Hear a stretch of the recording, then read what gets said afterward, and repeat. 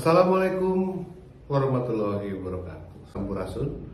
Kami dari Jabar Quick Response ingin mengupdate beberapa hal terkait dengan konflik Sudan. Kebetulan pemerintah Indonesia melalui Kemenlu telah berhasil memulangkan penyintas konflik yang dari Sudan ke Jakarta, dan 70 diantaranya itu adalah warga Jabar. Sementara ini mereka ditampung di asrama haji di Pondok Gede, Jakarta.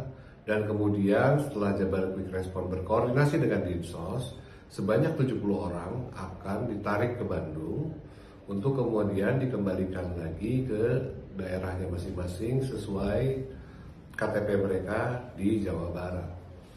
Untuk kepulangannya akan ada 2 tahap, dan tahap kedua itu sekitar 1 Mei 2023.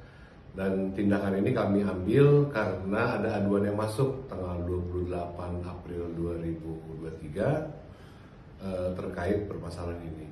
Doakan kami beserta jajaran teman-teman dan juga pemerintah Provinsi Jabar supaya bisa mengembalikan saudara-saudara kita ke tempat tinggalnya masing-masing dengan selamat.